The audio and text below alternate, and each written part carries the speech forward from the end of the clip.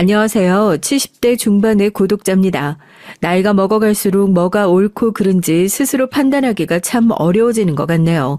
내가 평생을 맞았다고 생각했던 것들이 사실은 틀린 걸 수도 있다 싶기도 하고 그게 틀렸다 생각하니 내 가치관이 송두리째 흔들리는 것 같아 괴로운 요즘입니다. 반쯤은 욕을 먹을 각오로 반쯤은 누군가 내 편을 들어주지 않을까 하는 생각으로 사연을 적어봅니다. 평생 자식 하나만 바라보고 살아왔는데 전 이제 누구를 믿고 무엇을 바라보며 살아야 하는지 마음이 무거워지기만 해요. 제가 정말 잘못 살았는지 객관적으로 봐주세요. 종수 엄마도 더 나이 먹기 전에 재혼자리도 알아보지 그래. 아직 나이도 젊은데 언제까지 혼자서 힘들게 애 키우려고 그래? 요즘 세상에 그렇게 산다고 누가 연료비라도 세워줘? 아유, 됐어요. 나 그런 거 관심 없고 종수 키우는 재미로 살아요. 아니 글쎄 우리 종수가 이번에 반에서 또 3등을 했다니까요. 얜 진짜 누구 닮아서 이렇게 머리가 좋은지 몰라. 학원이나 과외나 이런 거 하나도 안 하는데 속 한 번을 안 썩이고 집에 가면 청소도 지가 알아서 해. 공부도 지가 알아서 다 해. 복 받았다니까 난. 아이고 또 시작이다. 또 시작이야. 애자랑 지겹지도 않어. 아유, 우리 집에 둘이 있는 건 허구한 날 쌈박질이 나고 아주 그냥 어디 갖다 확 버리면 속이 시원하겠구만. 아이고. 제가 늘 외로웠던 것 같아요. 3남매 중에 막내로 태어났는데 늦둥이라 그런지 부모님이랑 같이 있었던 세월도 짧았고 위에 있는 큰언니 오빠랑은 나이 터울이 있어서 어렸을 때도 같이 어울려 놀았던 기억이 많이 없었어요. 딱히 성격이 모났었던 것도 아닌데 어렸을 때도 구석에 앉아서 책 읽는 거나 좋아했지 친한 친구들도 손에 꼽을 정도로 많지도 않고요. 특출나게 잘하는 것도 없이 일찌감치 학교 졸업해서 취업해가지고 일을 하다가 선바 더 12살 많은 남편이랑 결혼을 했어요. 어린 나이에 시집 왔다고 남편이 그래도 참 잘해줬었는데 시집 오고 나서 4년 동안 애 소식 없어서 그런지 몰라도 구박을 많이 받았었어요. 그러다가 아들이 생긴 거고요. 집에서 완전 대접 받았죠. 형님들은 딸밖에 없었거든요. 전부 다 제 몫이었던 집안일들도 형님들한테 돌아가더라고요. 그래서 그런지 저희 아들은 태어났을 때부터 저한테 정말 선물 같은 존재였어요. 자기 엄마 길을 세워주는 그런 아들이요. 아이고, 우리 종수는 누굴 닮아 이렇게 똑똑해? 응? 누구 닮아 이렇게 예뻐? 아이고 아주 눈꼴 시려워서 못 보겠다. 누굴 닮아 똑똑하긴 내 아들 닮아 똑똑하지. 그걸 말이라고 해. 손녀딸은 돌반지도 반돈짜리로 해주셨던 시어머니가 반바지에 팔찌에 금두꺼비까지 해주시고 그렇게 예뻐해 주셨는데 그건 다 어머님 아들이라서 그랬던 거죠. 전 그걸 제 아들이라서 우리 아들이라서 예뻐해 주시는 거라 생각했던 겁니다. 저희 아들이 막 돌이 지났을 때 동네 사람들이 저희 집으로 헐레벌떡 뛰어와서 지금 당장 병원으로 가봐야 한다고 하더라고요. 남편이 일하는 공장에 불이 났다고요. 온 식구들이 혼비백산이 돼서 저도 갓 돌 지난 아들 끌어안고 병원으로 달려갔어요. 세상에 그 큰 공장이 새까맣게 불에 타서 남편은 제대로 수습하지도 못하고 그렇게 허망하게 세상을 떠나버렸죠. 기가 막힐 노릇이죠. 우리 손주 하시던 시어머니가 그 사고 이후로 제 얼굴 꼴도 보기 싫다면서 저한테 아들 놓고 당장 집에서 나가라고 그러시더라고요. 어머님도 그냥 자식 잃고 정신줄 완전히 놓으신 거죠. 어머님, 제 아들을 왜 놓고 나가요? 종수 아버지 공장에 제가 불이라도 냈어요? 꼴도 보기 싫으니까 당장 나가. 내 손주야. 내 아들 잡아먹고 내 손주도 잡아먹으려고? 나쁜 년. 당장 나가. 내 눈앞에서 당장 사라지라고. 응? 니 씹어먹어도 시원찮으련. 나가 죽어. 나가 죽으라고. 저만 보시면 머리채를 잡고 흔들고 아주 생 난리를 치셔서 그 집에 더 있다간 시어머니랑 같이 저도 정신줄 놔버리겠다 싶더라고요. 시어머니는 요즘 말로 치매기가 제대로 오신 거죠. 하루아침에 멀쩡하던 자식 그렇게 잃어버리고 마음 편히 살 수 있는 엄마가 몇이나 되겠어요. 정신이 멀쩡한 게 오히려 이상한 일이죠.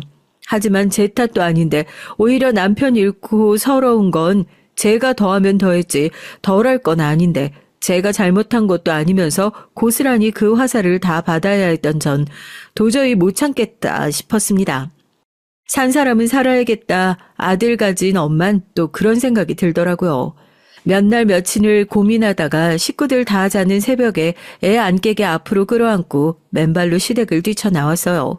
혹시 누가 쫓아올까 싶어가지고 진보다리도 대충 싸들고 신발도 손에 들고 도망가는데 누가 어깨를 덥석 잡아서 난 이제 죽었구나 하고 애 끌어안고 확 주저앉았는데 따라 나온 큰형님이 제 손에 차마 못 들고 나왔던 돌반지랑 형님이 받았던 반돈짜리 돌반지까지 쥐어주시더라고요. 동선 어머님처럼 자식 키우지 마라. 발 다치니까 신발 신고 가고 어머님 잠들어서 안 쫓아와. 형님, 감사해요. 정말 감사해요. 제 손 꼭 붙들고 시어머니처럼 자식 키우지 말라던 큰형님의 말이 왜 지금에 와서야 생각이 날까요? 그렇게 전 그날로 집을 나와서 혼자서 아들을 키우게 됐어요. 그 전까지 참 편하게 살았던 것이 실감나더라고요. 돌반지를 다 팔고 나서 새빵살이를 하며 생계와 육아를 동시에 책임지는 고난한 나날들이 이어졌습니다. 혹시라도 친정에 돌아갔다가 시어머니가 저와 아들을 찾으러 올까 싶어 친정 근처인 발도 들이지 않았고 언니와 오빠에게 손을 벌리긴 했지만 다들 형편이 여의치 않아서 한두 번 도움 주군 아쉬운 소리하고 오히려 그걸 계기로 인연 끊어버리고 말았죠. 애 등에 업고 나가서 일을 하려니까 그것도 눈치가 보이는데 그래도 착한 아들이 엄마 일하는 동안엔 많이 보채지도 않고 울지도 않고 손가락만 빨고 순하게 잠만 자주고 그랬네요. 아들을 위해 밤낮으로 안 해본 일이 없었습니다. 집착이라고 해도 할 말이 없지만 잠시라도 눈을 떼면 누가 아들을 데리고 가버릴까 봐 무서웠어요. 식당, 찜질방, 청소, 집에서 하는 부업 5만 가지 일을 하면서도 아들과 잠시도 떨어지지 않으려고 노력했습니다. 그렇게 하나밖에 없는 아들도 제 기대를 저버리지 않고 한 번도 엇나간 적이 없이 제 엄마밖에 모르는 효자로 자라주어 고마울 따름이었죠. 아들이 그 여자애를 만나기 전까지 말입니다. 아들, 대학 생활은 어때? 엄마 너 가고 나니까 너무 쓸쓸하고 적적하고 그러네. 그래도 하루에 한 번씩은 전화할 거지? 이번 주 집에 한번 내려와. 엄마랑 데이트 좀 하자. 야, 박종수, 누구랑 통화하냐? 수업 안 갈 거야? 엄마, 내가 나중에 다시 전화할게. 미소 같이 가. 아들이 동네에서도 별명이 엄마 껌딱지였어요. 어렸을 때야 제가 맨날 아들 데리고 일을 나가니까 어쩔 수 없이 붙어 있을 수밖에 없었지만 조금 크고 나서도 어디 수학여행을 다녀와서도 자기 엄마 선물부터 사가지고 오고 하루에도 3통 4통씩 안부 전화를 하고 세상에 저렇게 살가운 아들이 어디 있냐고 주변 사람들이 다 부러워할 정도였죠. 남들 다 겪는 사춘기도 저희 아들은 없었거든요. 그런데 애가 대학에 들어가고 나서부터 슬쩍 변하기 시작하더라고요. 자식이 크면 품 안에서 떠나는 거야 당연한 일인데 마음이 편치가 않았던 것이 언제부터인가 아들한테 전화를 하면 수화기 너머에서 자꾸 들려오는 미소라는 이름 때문이었어요. 전화를 걸 때마다 주변에서 여자의 목소리가 들리는 것 같은데 아들이 미소야 미소야 하고 친근하게 부르는 게 여자친구인가 싶더라고요. 엄마니까 궁금하긴 한데 얘가 먼저 말을 해주는 성격도 아니어서 제가 아들한테 따로 얘기는 안 하고 서울에 한번 올라갔어요. 아들 대학 다니고 있을 때요. 반찬도 채워주고 청소도 해줘야겠다 싶어서요. 얘가 비밀번호를 바꿨나? 그때 처음에 입주했을 때 비밀번호가 지 생일인가 그랬는데? 어머, 뭐야? 물론 저도 잘못하긴 했죠. 아들한테 말도 없이 올라가긴 했으니까요. 아들 처음에 원룸 입주했을 때 비밀번호를 찍었더니 그 뒤에 한 번도 바꾼 적이 없는지 문이 쉽게 열리더라고요.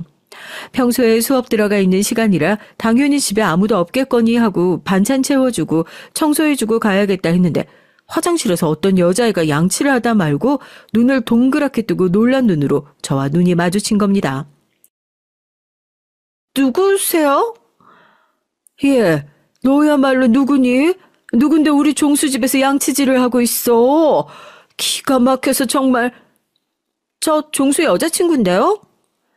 정말 좋을래야 좋을 수가 없는 첫인상이었죠. 내가 종수 엄마다 얘기를 하니까 그제서야 고개를 꾸벅 숙이면서 인사를 하는데 어째 애가 놀란 눈치도 아니고 그렇다고 죄송스러워하는 것도 아니고 요즘 애들은 다 저런가 싶어서 기가 막히더라고요. 아들한테 전화해서 당장 집으로 와라. 지금 이게 무슨 상황이냐 했더니 수업도 다 못 듣고 집으로 달려온 아들은 도리어 저한테 화를 내는 게 아니겠어요. 전 그게 더 충격이었습니다. 아들이 세상에서 태어나서 처음으로 저한테 화를 낸 거였거든요.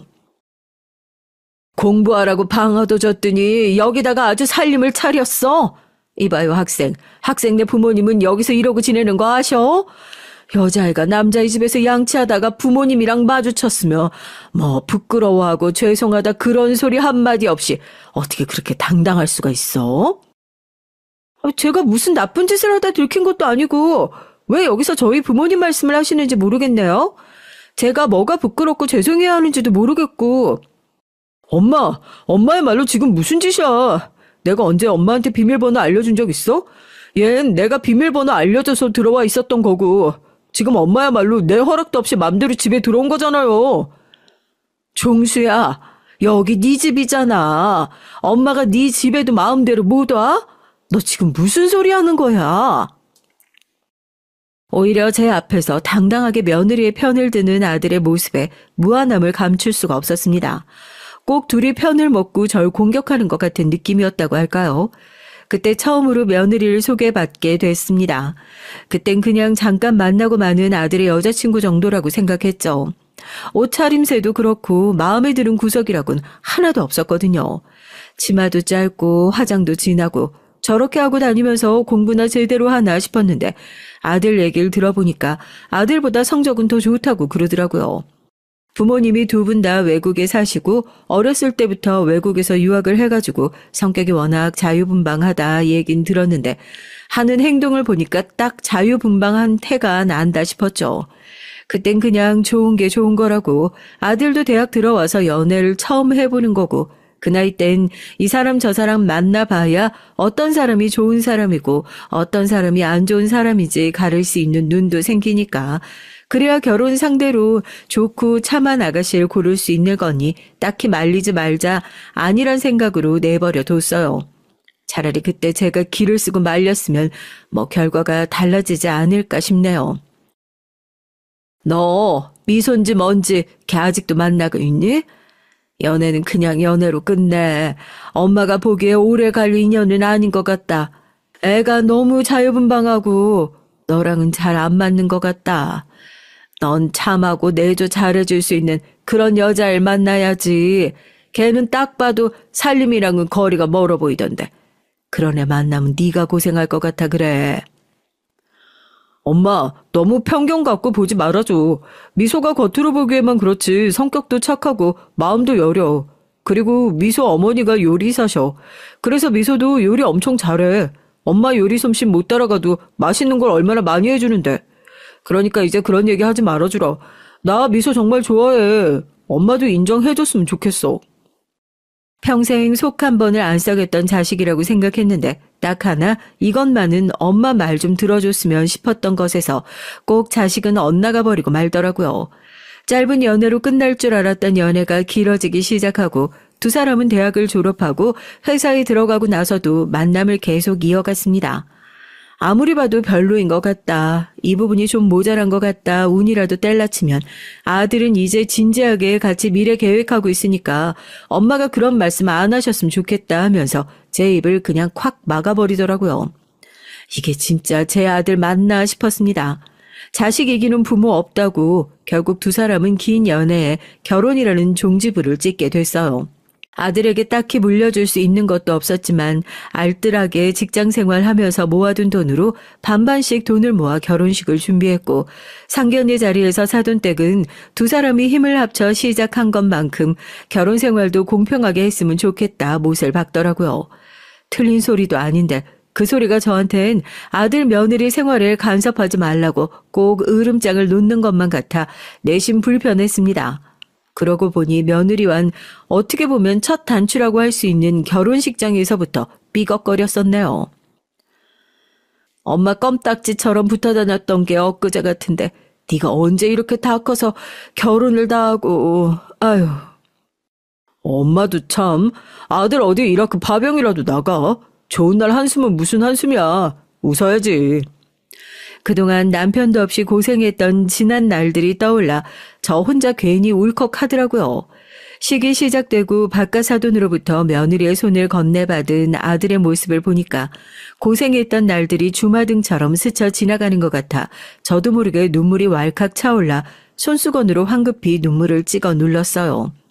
감정이 쉽게 가라앉지 않아 한참 마음을 추스리고 다시 아이들을 바라보는데 절 쳐다보는 며느리 표정이 영 좋지가 않더라고요. 식을 다 마치고 식사를 하는데도 며느린 제 쪽을 쳐다보지도 않고 고생하셨다는 말 한마디를 꺼내지 않았습니다. 제가 뭔가 삐졌구나 싶어서 아들한테 넌지시 물었죠. 왜 저러냐고요. 아들이 난감한 표정으로 저를 불러냈습니다.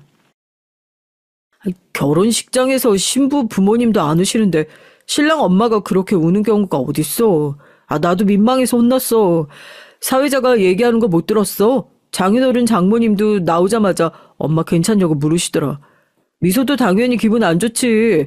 친구들이 장난으로 시어머니가 며느리 마음에 안 드시는 거 아니냐고 그랬다더라고. 아니, 아들 장가 보내면서 고생한 거 생각나서 울컥할 수도 있지. 결혼식 날 뭘 그런 걸 가지고 뾰루퉁해서. 걔도 참 웃긴다 정말. 자긴 자식 낳으면 안 그럴 것 같다니? 됐어. 다 끝난 일이니까 괜히 얘기 꺼내지 마. 나야 이해하는데. 하객들이 장난으로 한 소리 했다고 입이 대빨 나와선 결혼식이 저 혼자만의 잔치도 아니고 주목 못 받았다고 애처럼 투정 부리는 것 같아 웃기는 애구나 혼자 속으로 생각했었죠. 그래도 나름대로 서운했겠거니 생각은 해서 결혼하고 나서 더 잘 챙겨줘야겠다 싶었는데 며느리와는 어찌 결혼하고 나서 더욱 엇나가기만 했습니다. 아무리 생각해봐도 전 잘 해주려고 노력했던 것밖에 없었던 것 같은데 대체 뭐가 그렇게 잘나고 저들끼리만 행복하게 잘 살고 싶은 건지 나름대로 애를 쓰는 전 안중에도 없는 눈치더라고요. 결혼을 하고 처음 돌아오는 며느리의 생일날 마침 토요일이기도 하고 아들 얼굴 본 지도 꽤나 오래된 것 같아 전주에 아들에게 미리 연락을 했어요. 다음 주에 미소 생일이던데 우리 주말에 같이 아울렛 가서 쇼핑도 좀 하고 저녁에 맛있는 것도 먹고 그러고 들어올까? 엄마가 미소 처음 맞는 생일이라서 챙겨주고 싶어. 오랜만에 네 얼굴도 보고 싶고 그래서. 어쩌지 엄마? 다음 주에 미소도 나도 주말에 계속 바빴다가 오랜만에 쉬는 거라서 여행은 못 가고 호텔에서 푹 쉬고 오기라도 하자고 미리 예약을 해놔가지고 취소하긴 좀 어려울 것 같은데. 그러지 말고 그 다음 주 주말에 우리가 시간 따로 빼볼 테니까 그때 가는 건 어떨까? 생일 지나서 챙기면 못 써. 그러지 말고 어느 호텔 예약했는데 거기 아직 방 남았으면 너네 방 하나 하고 같은 층으로 해서 방 하나만 더 예약하면 되지. 어차피 하루 종일 붙어 있는 것도 아니고 잠도 따로 자는데 무슨 상관이야. 다음날 아침에 조식만 같이 먹으면 되는데. 미소한테 한번 물어봐봐. 맛있는 거 사준다고. 제 딴엔 처음 맞는 며느리 생일이니까 챙겨주고 싶은 마음에 그랬던 건데 그새 또 자기네들끼리 놀러 가겠다고 호텔을 예약을 해놨다 하더라고요. 솔직히 서운한 마음도 있었죠. 빈말이라도 같이 가실래요? 하고 미리 물어보면 어디가 덧나나 싶기도 하고 이런 걸로 서운해하면 한도 끝도 없는 걸 아니까 아쉬운 사람이 먼저 물어보자 해서 그럼 며느리한테 한번 말이라도 해봐라 하니까 아들이 알겠다고 우선 한번 물어보겠다고 하면서 전화를 끊었습니다. 당연히 좋다고 할 줄 알았는데 5분도 안 돼서 다시 연락이 온 아들이 이번엔 안 될 것 같다고 단박에 거절을 하더라고요. 왜? 미소 걔는 내가 챙겨주는 게 마음에 안 든다니?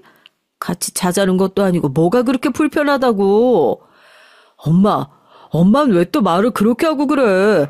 다음에 더 좋은 호텔 예약해서 같이 가면 되지. 우리도 결혼하고 처음 맞는 생일이잖아.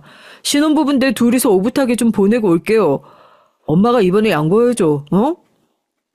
이런 생각을 하는 게 주책이란 것도 알지만 항상 엄마가 1순위였던 아들이 마음에도 없는 소리라면서 살살 구슬리는 것이 이젠 완벽하게 내가 밀려났구나 싶더라고요. 남들은 며느리랑 같이 쇼핑도 다니고 놀러도 다니고 잘만 다닌다고 하던데 우리 며느린 내가 그렇게 불편한가 싶기도 하고요. 죄송하다고 다음에 같이 가자고 따로 연락이라도 올 줄 알았더니 그런 연락도 일절 없었습니다. 생일에도 제가 먼저 축하한다고 연락을 했고 형식적으로 감사하다는 답장이 오고 그걸로 끝이었어요. 남도 이것보다는 더 살갑겠다 싶더라고요. 그것뿐만이게요. 결혼하고 나서도 며느린 죽어도 안부전화 안 하겠다. 아들이 항상 그랬듯이 그냥 자기가 할 테니까 며느리한텐 그런 거 시키지 말아라. 또 나서서 맡길래 그것도 그러려니 했습니다.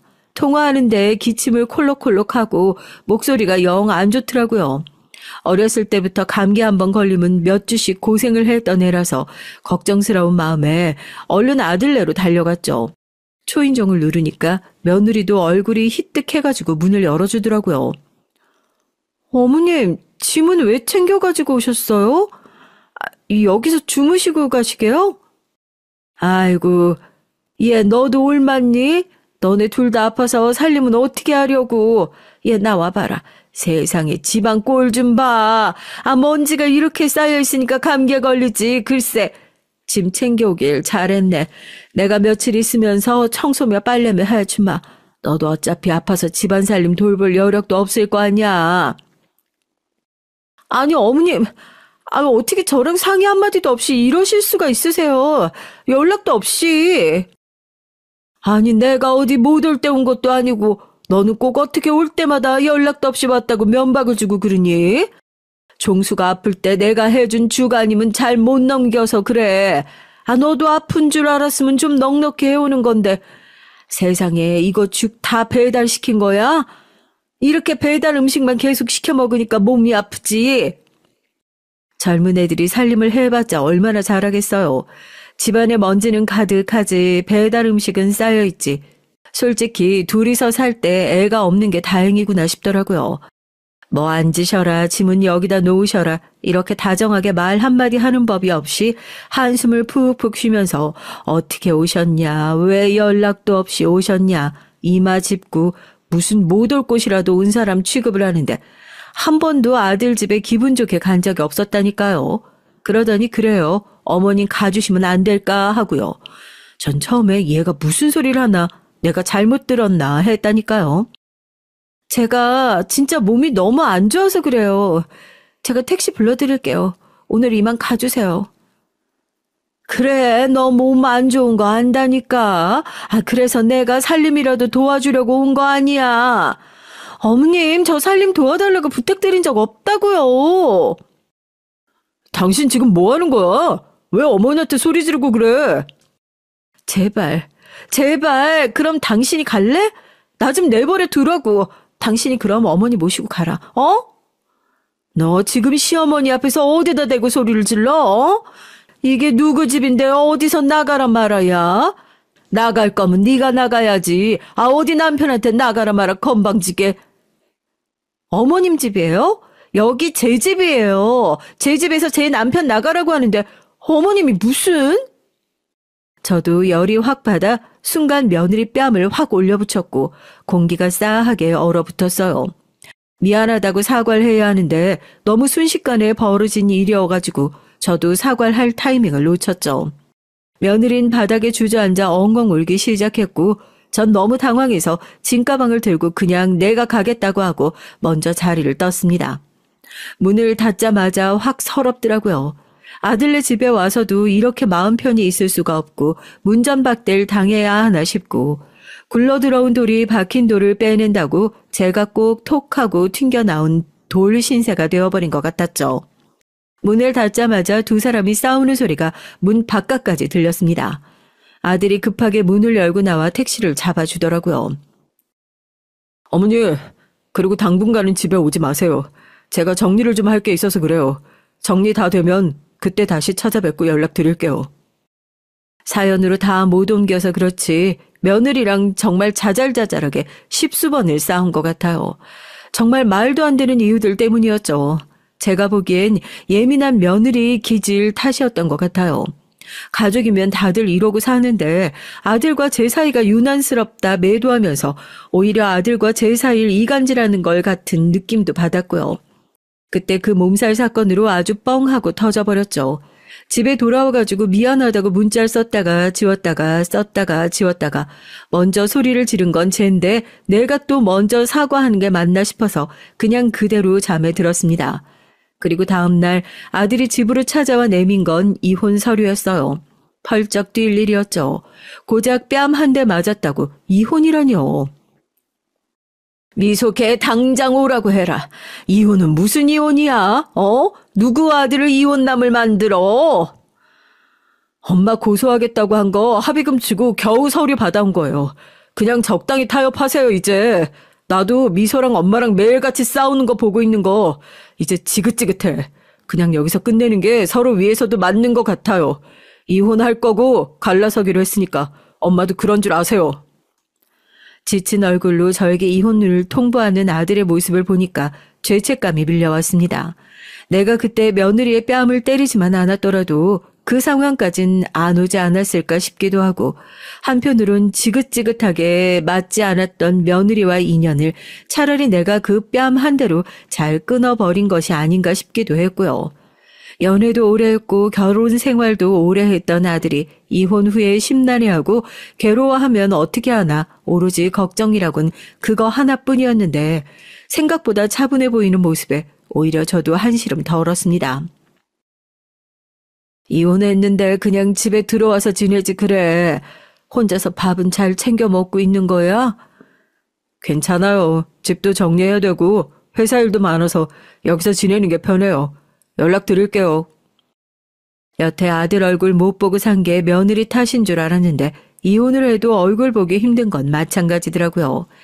그렇게 아들의 이혼 후 전 점점 더 아들과 서먹한 사이 거의 짝사랑에 가까운 수준으로 지내고 있었습니다. 아무리 그래도 남잔 혼자 오래 살면 안 좋다는 생각이 들어서 어디 괜찮은 재혼자리라도 알아봐야 하나 하고 있었는데 우연히 아들네 집에 갔다가 차에서 아들과 함께 내리는 한 여자를 보게 됐어요. 처음엔 이혼한 며느리와 하도 닮아서 두 사람이 다시 만나는 건가 싶었는데 비슷하게 생긴 다른 여자더라고요. 연락도 없이 여긴 또 어쩐 일이세요? 아니, 난 잠깐 요 앞에 지나갈 일이 있어가지고 너 생각나서 마침 딱 연락하려던 참이었는데 옆엔 누구시니? 한 번도 못 뵀던 분인데. 안녕하세요. 말씀 많이 들었어요. 저 종수 씨 직장 동료예요. 전해드릴 게 있어서 잠깐 만났는데 어머니시죠? 종수 씨가 어머니 닮아서 동안이시구나. 전 며느리랑 얼굴은 비슷하게 생겼다 했는데 성격도 사근사근하고 싹싹한 게 영 딴판이더라고요. 아들도 처음엔 당황한 눈치더니 직장 동료라고 소개하고 두 사람이 그냥 동료인 느낌은 아니더라고요. 미소니 뭐니 걔를 못 잊었으면 어떡하나 싶었는데 그래도 제 딴엔 나름대로 연애를 잘하고 있구나 싶어서 다행이다 싶었습니다. 또 아들 얘기를 들어보니까 그쪽도 돌싱이라고 하더라고요. 완전 제 짝이다 싶더라고요. 종수야, 남자가 혼자 너무 오래 있어도 안 좋아. 너 설마 미소 못 잊어가지고 그런 거 아니지? 지난번에 보니까 그 아가씨 성격도 좋고 사근사근하니 괜찮던데 다른 사람이 차 가기 전에 얼른 잡어. 혼자서 계속 살 생각은 아니잖아. 네가 뭐가 하자가 있어서 이혼남 소리 들으면서 살아야 하냔 말이야. 재혼이야 몇 번이든 할 수 있지만 엄마. 근데 나도 무서워서 그래요. 지난번처럼 또 말도 안 되는 이유로 이혼할까 봐. 재혼했는데 엄마랑 사이 안 좋아서 또 이혼하고 아무 때나 불쑥불쑥 찾아와서 스트레스 받아하고 그러면 나 이번에 정말 못 견딜 것 같아서 그래요. 아유, 얜 또 왜 다 지나간 얘기를 꺼내가지고 그래. 그 엄마가 잘못한 것도 있지만 미소 걔도 성격이 오죽 특이하냐고 특이하길. 이번에 너 다시 결혼만 해봐라. 내가 또 그러면 사람이 아니지. 또 그러면 정말로 이 손에 장을 지지 마, 장을 지져. 어떤 엄마라도 그렇게 대답했을 겁니다. 아들이 재혼을 망설이는 이유가 자기 때문이라는데요. 네가 재혼만 하면 원하는 건 뭐든지 다 들어주마. 며느리랑 다투고 그런 일 절대 없게 하마. 아주 신신당부를 하고 아들이랑 약속 아닌 약속들을 하고 그렇게 아주 아들을 어르고 달래고 난리를 피웠다니까요. 그래도 식구들끼리 만나서 다 같이 모아놓고 밥이라도 한 끼 먹고 조촐하게 식이라도 올리는 게 어떻겠냐 얘기를 했는데 아들은 이미 둘 다 갔다 온 결혼식 그렇게 유난 떨고 싶지도 않고 혼인신고나 하고 조용히 집에서 같이 살고 싶다는 뜻을 밝혔고 혹시라도 아들 마음을 뭔가 상하게 할까 싶어서 그럼 너 원하는 대로 알아서 해라 그랬습니다. 어쨌든 아들의 첫 번째 이혼에 제 탓이 아예 없다고 할 수 없으니까요. 저도 아들 눈치를 안 볼 수가 없게 되더라고요. 첫 번째 며느리랑 다르게 성격이 사근사근하고 살가운 것 같아 아들이랑 셋이 더 뭔가 자주 할 수 있을 것이라 기대했었는데 그건 아주 저의 오만한 생각이었습니다. 오산 중에 오산이었죠.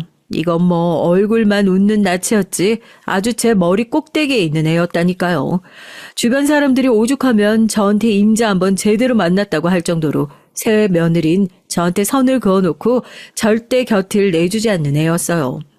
아들이 결혼하고 초반에 제가 며느리 기강을 좀 잡겠다고 하루에 전화를 한 통씩 넣어도 꼬박꼬박 해라 그랬어요.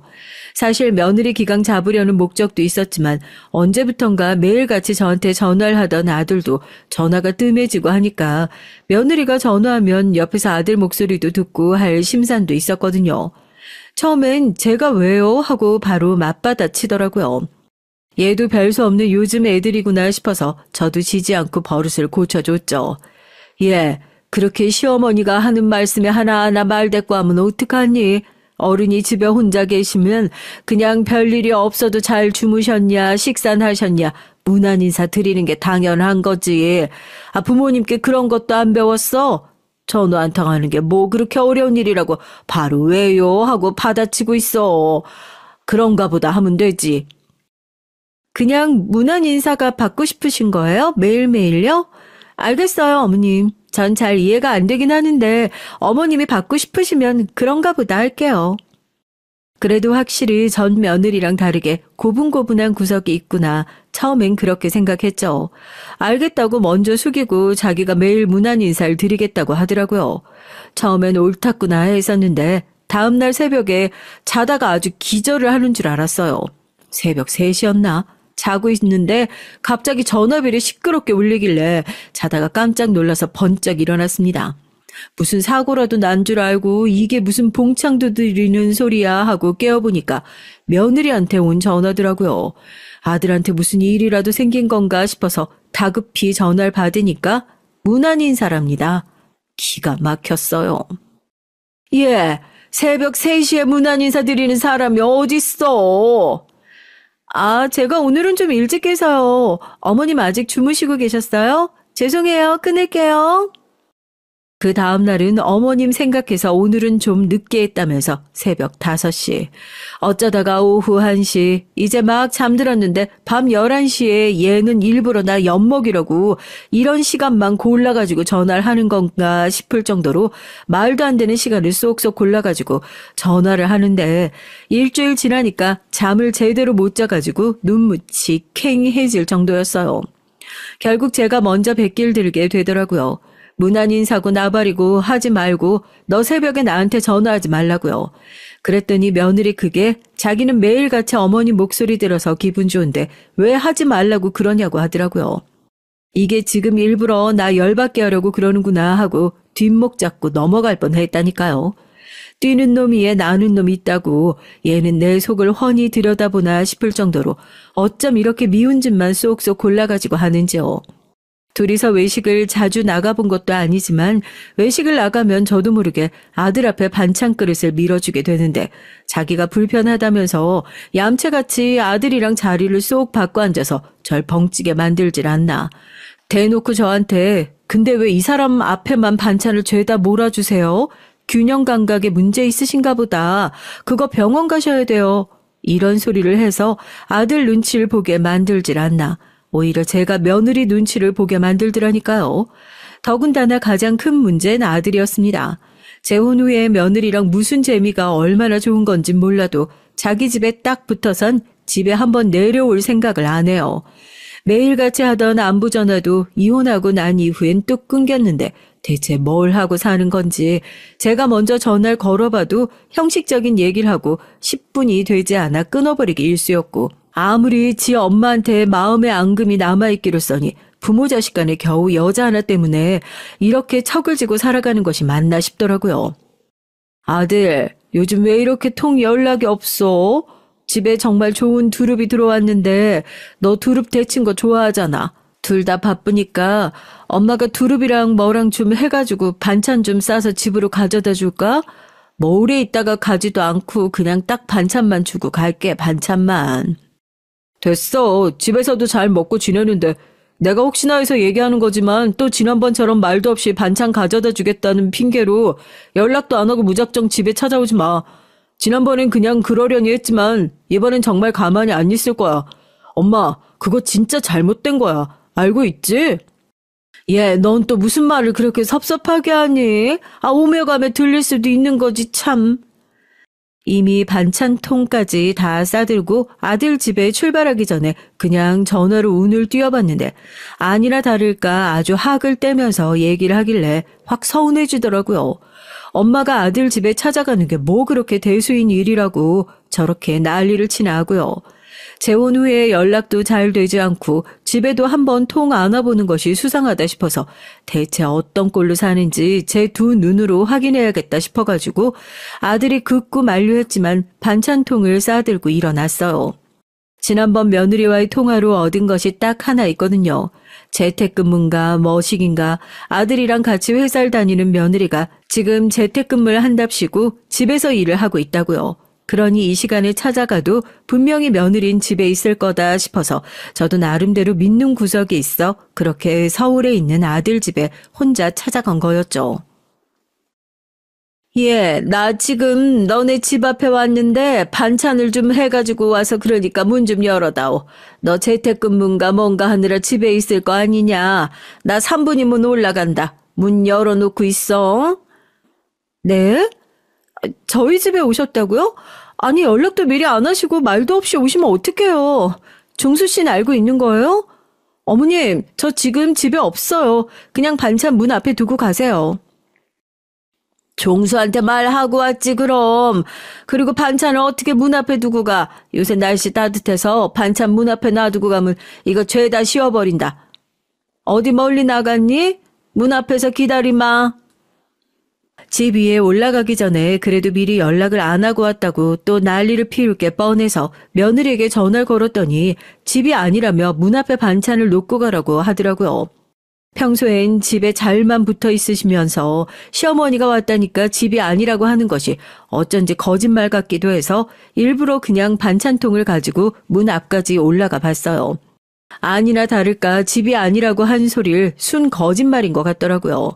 아무도 없다는 집안에선 시끌시끌 말소리가 들렸으니까요. 여기 있다가 이따 다시 전화를 해보든지 해야겠다 싶어서 엘리베이터 쪽으로 가려는데 현관이 열리고 며느리가 나오더라고요. 언니 내가 이따가 연락할 테니까 어머님. 아이고 넌 내가 집에 오는 게 그렇게 싫으냐? 집에 없다고 하더니만 내가 집에 온다고 하니까 아주 급하게 어디 도망이라도 가는 모양이다. 기가 막혀서 나 원참 반찬만 좀 주고 간다니까 그게 뭐 그렇게 어렵다고. 그런데 뭔가 이상했어요. 며느린 집 안에 누군가에게 말을 하면서 나오는 느낌이었고 절 보자마자 화들짝 놀라면서 문을 확 닫더라고요. 오히려 저한테 큰 소리를 뻥뻥 치는 게 지금 집 안에 누굴 감춰놓고 있다는 생각이 확 들었습니다. 처음엔 저희 아들 몰래 바람이라도 피우고 있나 싶어서 더 닥달을 했던 거였어요. 연락도 안 하고 개념 없이 집에 오면 어떡해요. 어머님 경우 없는 사람이란 건 진작에 알고 있었지만 진짜 어이가 없어서 반찬을 핑계죠. 그냥 집 쳐들어오고 싶어서 구실 만드시는 거 아니에요? 구실이고 나발이고 비켜봐. 너야말로 우리 아들 집에서 지금 다른 놈이랑 붙어먹고 있는 거 아니야? 당장 안 비켜? 나와 보라고. 아니 이게 다 무슨... 얘, 네가 어떻게 우리 집에 있어? 이게 무슨... 며느리가 제 집으로 못 들어가게 몸으로 막고 문전박대를 당하는 순간 이건 뭔가 있다, 집안에 누군가 있다, 쎄한 느낌이 들어 며느리를 밀치고 한바탕 난투극이 벌어졌어요. 일단 몸부터 우겨놓고 보잔 마음으로 며느리를 확 밀치고 현관문을 박차고 들어갔는데 아들 집에 들어가자마자 펼쳐진 광경에 전 경악할 수밖에 없었습니다. 제가 집 안에 들어가서 저와 눈이 마주쳤던 건 며느리와 바람난 남자도 아니요, 제 아들도 아니었습니다. 누구였는 줄 아세요?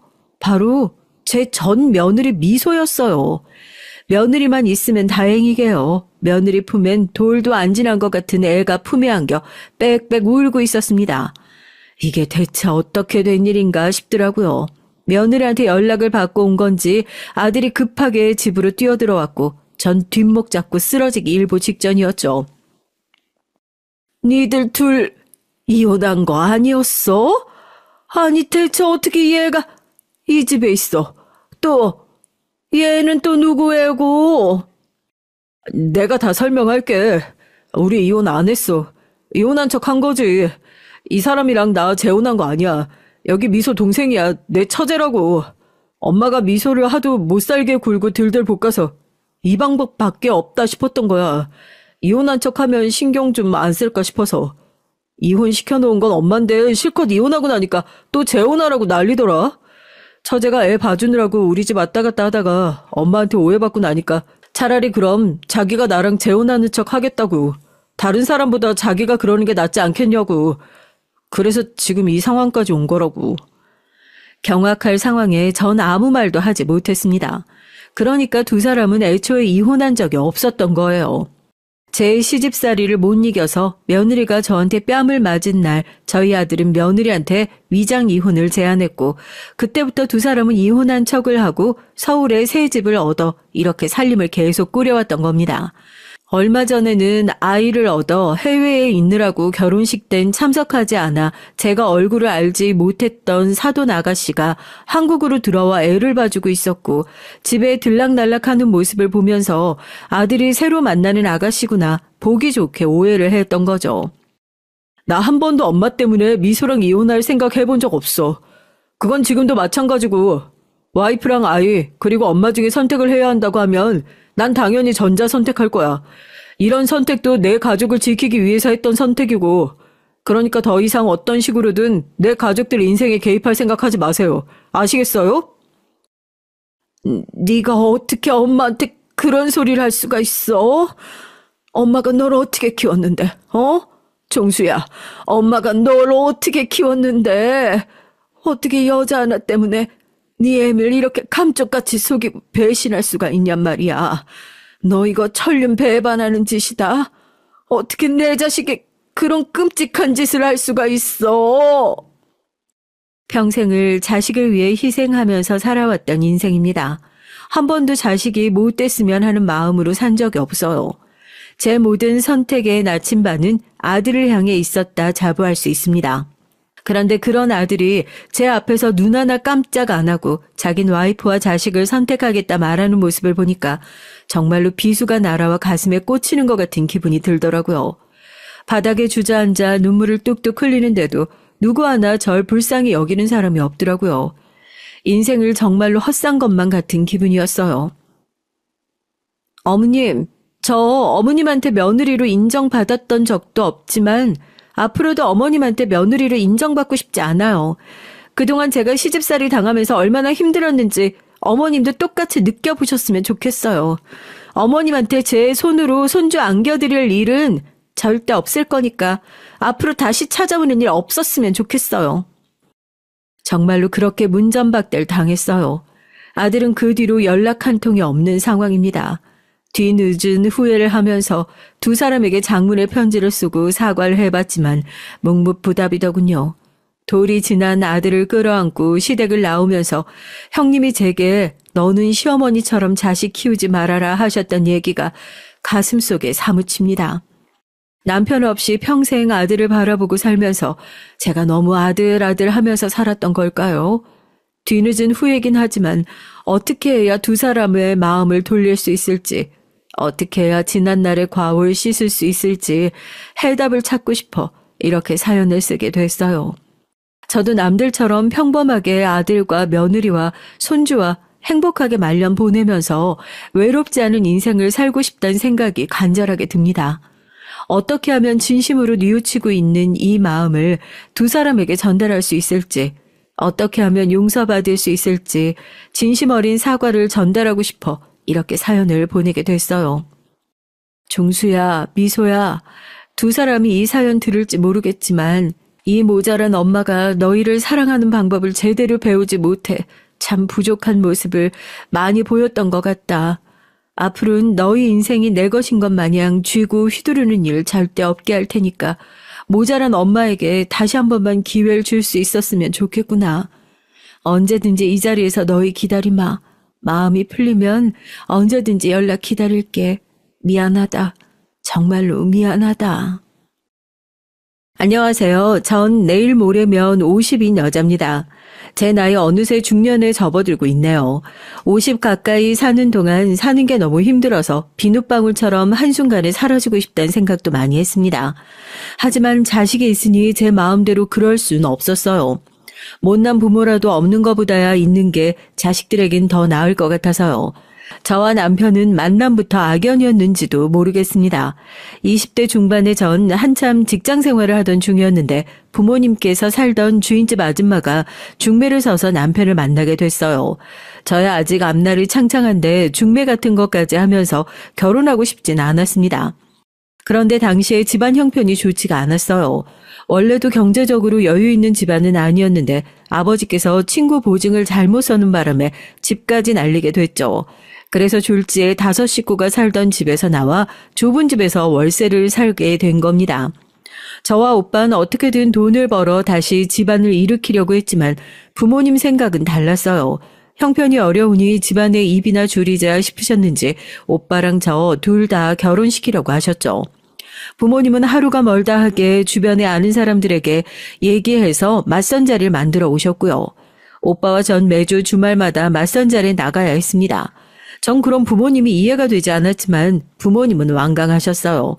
특히나 오빠도 저에게 유독 더 심하게 굴었죠. 여자 나이 26이면 시집가서 애를 하나 낳았어도 낳았을 나이인데 언제까지 부모한테 얹혀 살 거야? 주인 할머니 말론 남자 직업도 좋고 집안도 좋다니까 웬만하면 그냥 시집가서 살아. 그게 효도하는 거야. 아버지는 요즘 시대에 26이 무슨 노처녀라고 그래. 나 시집 안 가도 내가 벌어서 알아서 살 수 있어. 뭐로 힘들게 결혼해? 결혼해봐야 남편 뒤치다꺼리에 시집살이만 힘들기만 하지. 이 지지배가 모르는 소리 하고 있네. 그런 소리야. 인물도 못 나고 나이만 잔뜩 먹어서 시집 못 간 여자들이라 하는 소리지. 넌 네 동생 보고도 그런 소리가 나와? 너 때문에 멀쩡한 막내가 시집도 못 가게 생겼잖아. 결혼하는데 순서가 무슨 소용이라고 그래? 그냥 막내부터 먼저 시집 보내요. 전 위로 오빠 하나, 아래로 여동생이 하나 있어요. 친정 아버지께서는 워낙 고지식하신 옛날 분이라 항상 아들 장남만 챙기시던 분이었습니다. 대학도 저랑 여동생은 보내주지도 않아서 오빠 혼자만 대학을 나왔어요. 공부는 저나 여동생이 더 잘했는데도 말이죠. 결혼도 마찬가지였습니다. 오빤 맞선도 여러 번 보고 연애도 여러 번 했는데도 결혼하라고 얘기만 했지 누구랑 해라 닥달하진 않았거든요. 명색이 우리 집안 맏며느리인데 고민해서 골라야 한다고요. 아버진 특히나 절 시집을 못 보내서 안달이었죠. 제가 걸림돌이라고 생각하시는 것 같았습니다. 당시에 저보다 1살 어린 여동생이 남자친구가 있었는데 저 때문에 둘이 결혼을 못하는 거라고 하시면서 아버지께서 무조건 저에게 3달 안에 결혼하라는 말도 안 되는 소리를 하셨어요. 그래야 동생도 결혼시킨다고요. 제가 결혼하는데 순서가 무슨 상관이냐고 막내부터 그냥 시집 보내라고 해도 사람 불편하게 자꾸 제가 시집 갈 때까진 안 된다고 하셨습니다. 시간이 갈수록 괜히 동생이랑 제부에게 제가 민망해졌어요. 제가 민망할 수밖에 없는 게 동생이랑 제부가 연애를 오래 했거든요. 둘이 고등학교 때부터 동창으로 이미 5년 가까이 연애를 하면서 동생이 제부 뒷바라지를 하고 있었습니다. 거기다가 동생은 제부와 하루라도 빨리 결혼하고 싶어 안달이 나 있었어요. 당시에 제부가 고시생이었는데 군대 다녀오자마자 본 사법고시에서 떨어져서 낙심하고 있었거든요. 언니가 빨리 가야 나랑 윤상이도 결혼할 거 아니야. 안 그래도 윤상이 공부하느라 힘들어하는데 하루라도 빨리 결혼해서 내가 옆에서 챙겨줘야 시험도 붙고 할 텐데 내년에도 우리 윤상이 시험 떨어지면 언니 책임인 줄 알아? 여동생은 하다하다 예비 제부 시험 떨어지는 것까지 제 탓을 하더라고요. 저도 웬만하면 좋게 좋게 넘어가려고 했어요. 동생이나 예비 제부나 저랑 1살 차이라 다 같이 학교 다니면서 친하게 지내던 사이인데 제가 왜 동생들 앞길을 막는 일을 하고 싶겠어요. 여동생이 하도 절 쏘아보면서 말도 안 되는 소리를 하길래 전 기가 막혀서 그날 여동생이랑 한바탕 했습니다. 야, 윤상이 시험 떨어지는 게 왜 내 잘못이야? 윤상이가 공부 안 해서 그런 거지. 그리고 너 바보냐? 아버지 생각을 아직도 모르겠어? 윤상이 시험 붙고 나서 너랑 결혼시키려고 괜히 아버지가 내 핑계 대는 거잖아. 그랬습니다. 아버지께서 괜히 엄연히 순서가 있는 거다 하시면서 제가 먼저 시집가야 동생을 결혼도 시켜주신다고 하기는 했지만 그게 다 아버지 작전이에요. 공부만 하는 고시생이라 결혼해봐야 동생이 고생할 게 뻔한데 우리 형편의 아버지도 고시생 사위에게 딸을 시집 보내고 싶진 않은 겁니다. 이왕이면 고시라도 패스하고 나서 결혼을 시키려고 하시는 거죠. 인생이라는 게 어떻게 될지 한치 앞을 모르는 거니까요. 암튼 이러다가 나랑 윤상이랑 결혼 못하게 되면 다 언니 탓인 줄 알아? 어이구, 매일 지지고 볶고 싸우면서 사귀네 마네 하는 것들이 괜히 내 탓하고 있어. 어릴 때부터 사귀던 사이다 보니까 여동생과 예비제분 매일 헤어지고 다시 사귀길 반복했어요. 제가 보기엔 저러다 결혼은 아예 못할 수도 있겠다 싶을 정도로 자주 싸웠습니다. 거기다가 연애도 오래 했는데 자꾸만 결혼을 미루다 혹여나 중간에 헤어지게 될까봐 여동생은 걱정이 많았어요. 20대의 절반을 한 남자에게 바쳤는데 이대로 헤어지게 되면 다시는 연애도 못하게 될 것 같다고 했습니다. 전 여동생의 생각이 바보 같다고 생각했지만 저에겐 이미 선택권이라는 게 없었어요. 하나뿐인 동생이 저렇게까지 말하는데 언니로서 버텨봐야 뭐 하겠어요. 거기다가 예비 제부가 사법고시에 합격하고 난 뒤에 갑자기 동생이랑 헤어지겠다고 해버리면 온 가족이 제 탓을 할 게 뻔한데 전 그게 너무 무서웠습니다. 거기다 어쩌면 저도 이번이 결혼할 수 있는 마지막 기회인지도 모르는데 진지하게 생각해 봐야겠다 싶었죠. 그 전에도 남자가 아예 없었던 건 아니었는데 남자를 만날 때마다 저의 조건들이 발목을 잡기는 했어요. 몇 번 만나다가 우리 집 사정을 얘기하면 100이면 100 남자들이 서서히 멀어졌거든요. 우리 집 형편이 힘들긴 해요. 생각해보면 그 남자들이 똑똑한 거죠. 저 같아도 우리 집 같은 집에 장가오기 싫을 것 같네요. 아버지께서 가진 것도 없으면서 여기저기 오지랖을 부리다 집이 쫄딱 망해서 집 같지도 않은 집에서 5식구가 살아요. 거기다가 돌아가시기 전까지 할머니, 할아버지까지 모시고 살았습니다.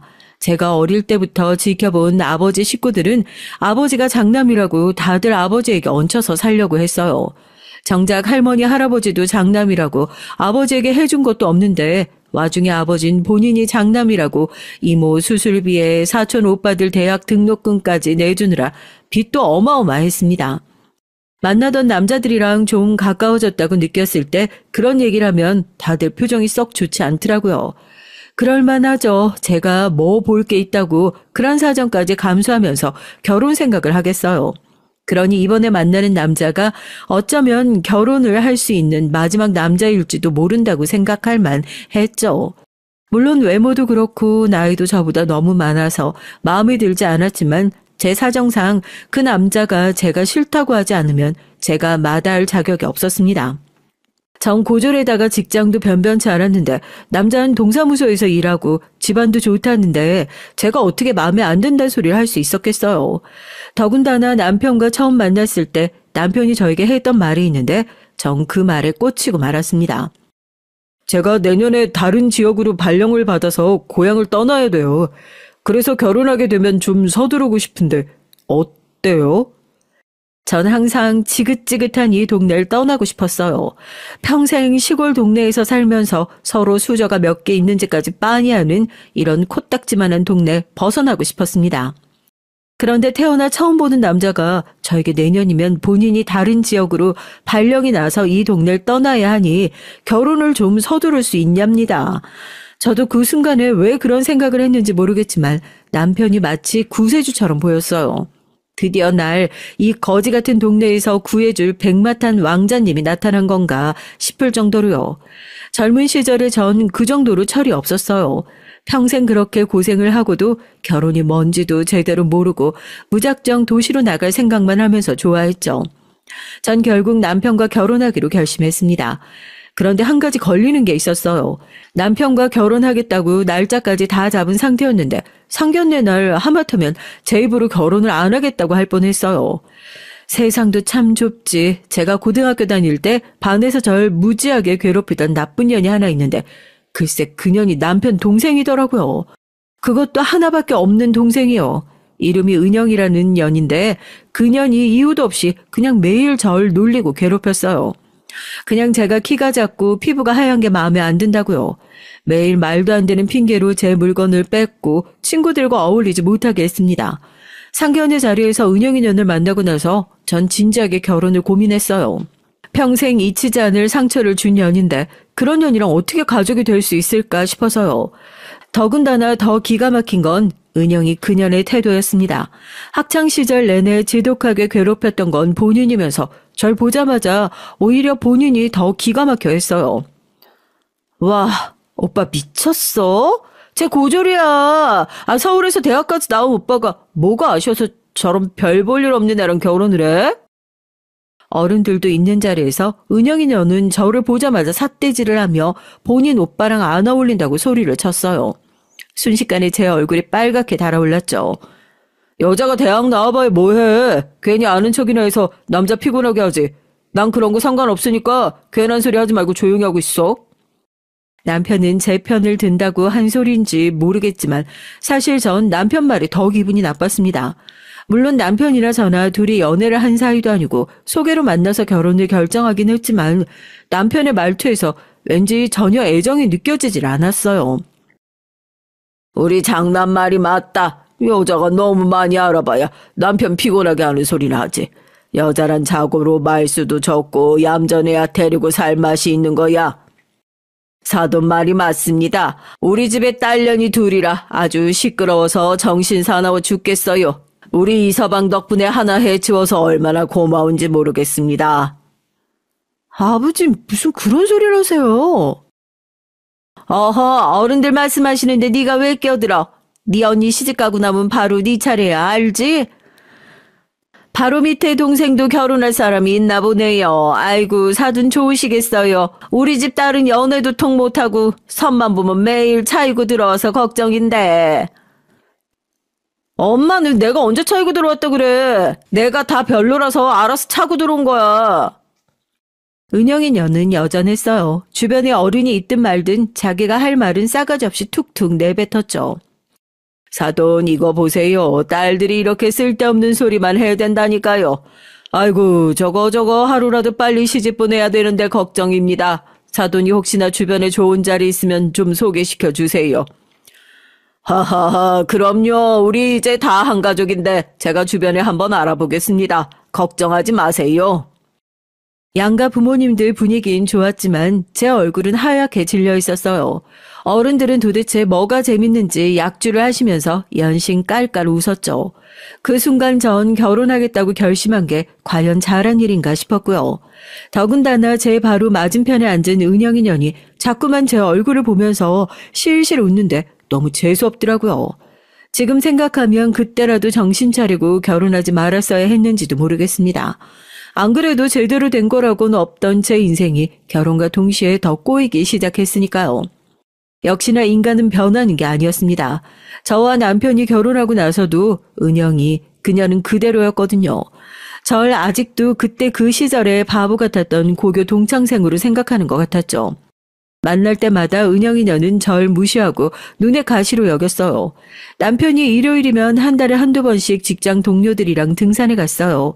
그런 날이면 저도 오랜만에 집에서 혼자 쉬고 싶은데 뜬금없이 신우이년이 집에 찾아와 시비를 걸기도 했습니다. 넌 결혼한 지가 언젠데 아직도 사람을 한번 초대를 안 하냐? 연락도 없이 다짜고짜 집에 쳐들어와서 말도 안 되는 소리를 해댔어요.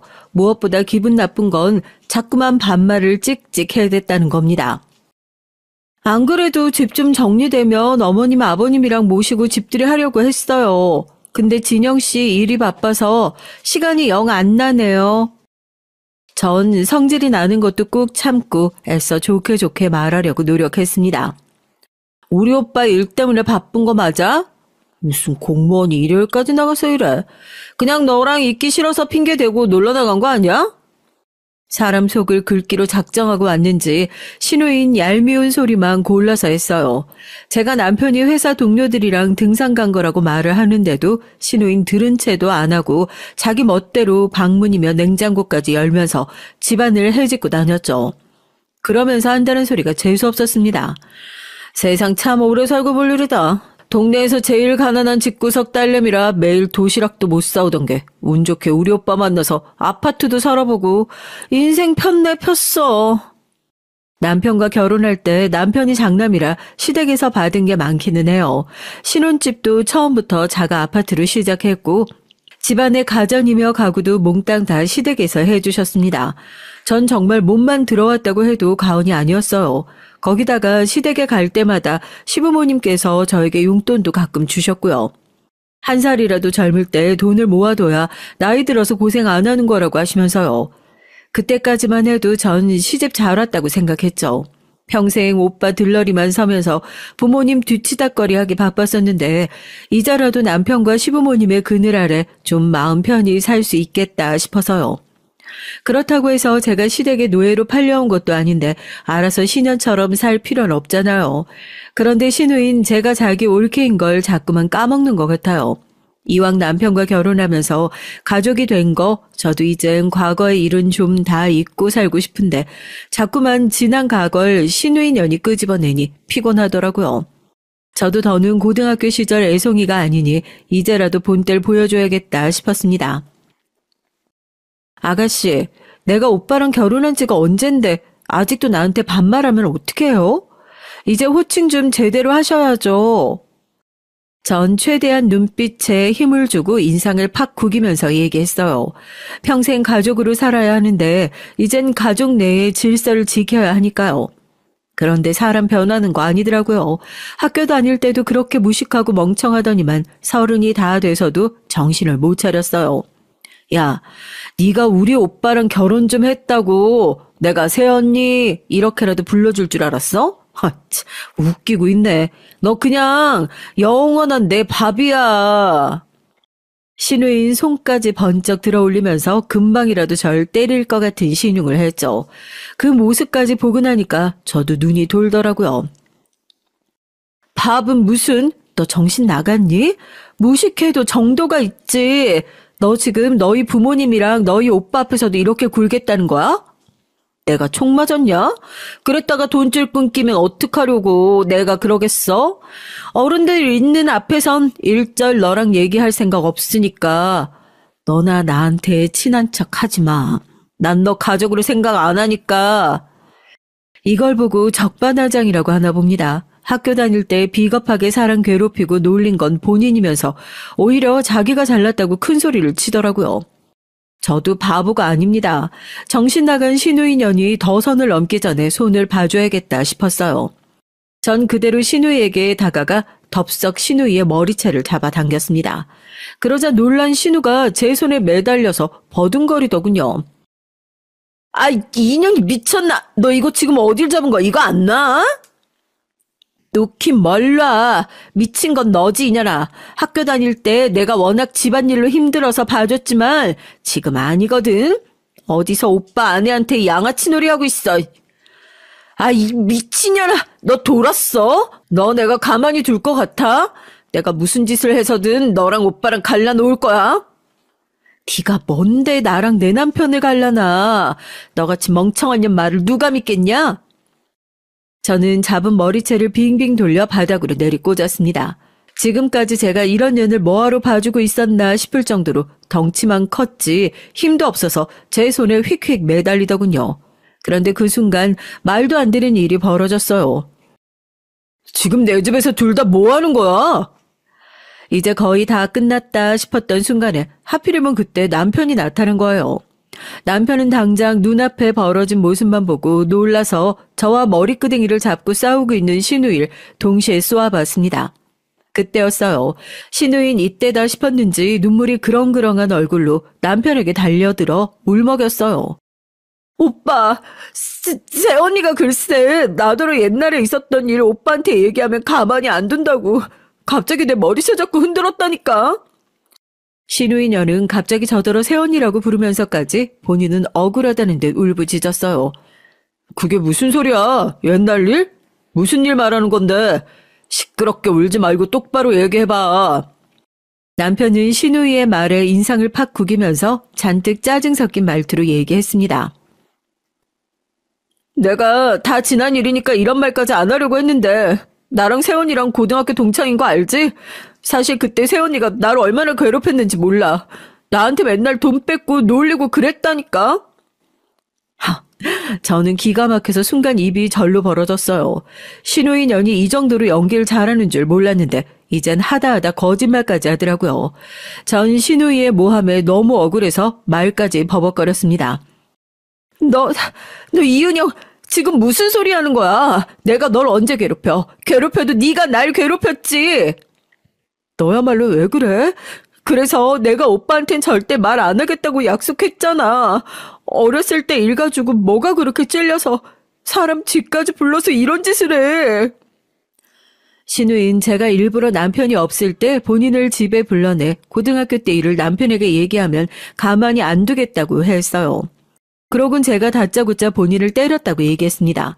전 신우이의 만행에 어안이 벙벙한 상태였는데 그 와중에 더 황당한 건 남편이었죠. 말도 안 되는 소리 하고 있네. 내가 이은영, 네가 뻔히 어떻게 학교 생활했는지 다 아는데 네가 괴롭힘을 당했다고? 그게 말이 돼? 그때까지만 해도 남편이 절 믿어주는 줄 알았어요. 그래서 다행이다 싶었죠. 그런데 저에게 다가온 남편이 차갑다 못해 냉정한 눈빛으로 절 쏘아보더군요. 그러면서 하는 말이 기가 막혔습니다. 고분고분 말 잘 들어서 데려다 놨더니만 무식하게 뭐하는 짓이야? 난 여자가 구질구질한 건 참아도 무식하고 천박하게 구는 건 절대 못 참으니까 조심해. 남편은 제 얘긴 들어보지도 않고 자기 하고 싶은 말만 했어요. 전 신우이도 신우이였지만 남편의 말에 더 화가 났습니다. 내가 은영이한테 한 짓은 나도 경솔했다고 생각해. 하지만 아무리 그래도 그렇지. 당신 지금 나한테 구질구질하다고 그런 거야? 당신 집구석 구질구질한 거 세상이 다 아는데 그럼 나만 모르는 줄 알았어? 아휴, 등산 갔다 와서 피곤해 죽겠는데 귀찮게 하고 있네. 난 씻어야겠으니까 그만하고 목욕물이나 받아. 은영이 넌 괜히 쓸데없는 짓 하고 돌아다니지 말고 당분간 우리 집에 오지도 마. 어쩌다가 일이 이런 식으로 흘러갔는지 모르겠어요. 남편은 저와 신우이가 싸우는 꼴을 보고도 다 귀찮다는 듯 방으로 들어가 버렸죠. 전 뭐 저런 사람이 다 있나 싶었습니다. 남편이라면 어쩌다 이런 상황까지 벌어지게 된 건지 자세히 묻기라도 해야 하는 거 아닌가요? 학교 다닐 때 둘 사이에 문제가 있다고 했는데도 신경 쓰고 싶지 않다는 투였어요. 그제서야 확실히 알겠더라고요. 제가 예상했던 대로 남편은 애정과 상관없이 저와 결혼한 거였죠. 그냥 나이가 찼고 결혼할 여자가 필요했는데 고분고분 말 잘 들은 것 같은 여자가 필요했던 겁니다. 그랬으니 저와 신우이의 관계도 전혀 관심이 없었던 거죠. 더군다나 지금까지 안 그런 척 하더니만 알게 모르게 저희 친정집을 무시하고 있었던 거고요. 그때였습니다. 바닥에 널브러져 있던 신우이가 갑자기 자리에서 벌떡 일어났어요. 그러더니 저에게 한단 소리가 기가 막혔습니다. 그러면 그렇지. 저 얼음장 같은 인간이 내가 괴롭힘 당했다고 해도 눈 하나 깜빡할 리가 없지. 아이고, 너 잘 들어. 우리 오빠 하는 짓 너도 봤지? 앞으로 우리 오빠 같은 인간이랑 사는 게 너한텐 어차피 지옥일 거다. 신우이는 악담을 혼자 질러놓곤 그대로 돌아갔습니다. 전 전생에 도대체 무슨 죄를 지었을까요? 무슨 죄를 지었길래 평생 이런 인간들만 만나서 팔자가 자꾸만 뒤틀리는지 모르겠습니다. 그런데 살다 보니 신우이가 한 소리가 무슨 소린지 알 것 같았어요. 남편은 제가 생각했던 것보다 훨씬 더 문제가 많은 사람이었습니다.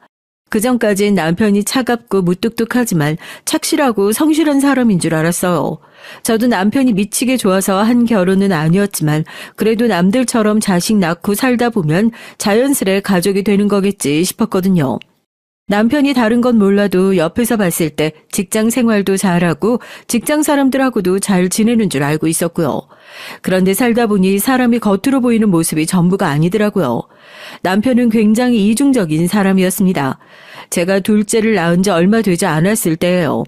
그날도 어김없이 집에서 아이들이랑 지지고 볶고 있었는데 낮에 남편 회사 사람들이 집에 찾아왔어요.